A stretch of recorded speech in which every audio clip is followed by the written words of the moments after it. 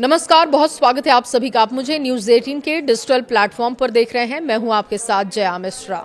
America ने शुक्रवार को चीन स्थित एक कच्चे तेल टर्मिनल संचालक पर ईरानी कंपनियों से पेट्रोलियम उत्पादन आयात करने पर बैन लगा दिया। अन्य कंपनियों को भी चेतावनी दी है कि अगर वो हॉर्मुज पार करने के लिए तेहरान को टैक्स देती हैं तो उन्हें भी इसी तरीके के परिणाम भुगतने होंगे। देखिए, अमेरिकी विदेश विभाग के प्रवक्ता टॉमी पिगेट ने एक बयान दिया और कहा कि अमेरिका ईरान के अवैध तेल व्यापार को बाधित करने के लिए निर्णायक कार्रवाई कर रहा है, जो ईरानी शासन की आय का मुख्य स्रोत है, आतंकवाद और क्षेत्रीय अस्थिरता को वित्त पोषित करता है।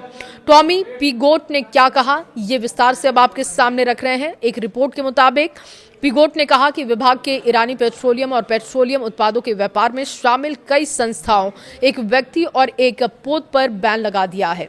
ये कार्रवाई चीन स्थित पेट्रोलियम टर्मिनल संचालक किंग दाओ पर है और इस कंपनी ने पिछले साल फरवरी में प्रतिबंधित ईरानी कच्चे तेल के करोड़ों बैरल आयात किए थे।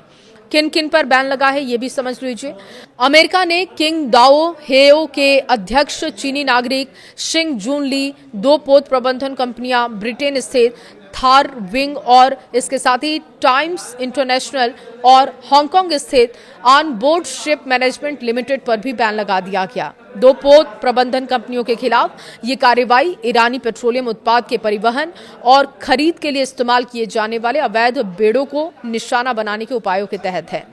अमेरिका विदेश विभाग ने कहा कि इन कंपनियों के प्रतिबंधित किए गए पोत ईरानी निर्यात आपूर्ति में महत्वपूर्ण भूमिका निभाते हैं। वो नियमित रूप से अवैध गतिविधियां, अन्य भ्रामक जहाज रानी प्रथाओं में भी शामिल रहते हैं, जिससे कि अन्य पोतों और व्यापार प्रवाह को खतरा पैदा होता है। समुद्री उद्योग को भी चेतावनी दी गई है। अमेरिकी वित्त विभाग ने समुद्री उद्योग को भी चेतावनी जारी करते हुए हॉर्मुज जल डमरू मध्य से सुरक्षित मार्ग के लिए ईरान शासन को टोल का भुगतान करने पर प्रतिबंध का सामना करना पड़ सकता है।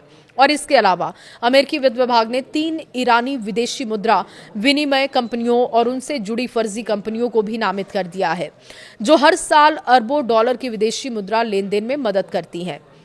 वित्त विभाग ने बताया कि नामित संस्थाओं के नाम Pedram Pirouzan and associate partnership company, Opal Exchange, Nasir Ghasemi Rad and associated partnership company, Radin Exchange और Tahouri and associated partnership company है। इन कंपनियों को अभी चिन्हित किया गया है और आगे भी कई और कंपनियां चिन्हित कर उन पर भी बैन किया जा सकता है।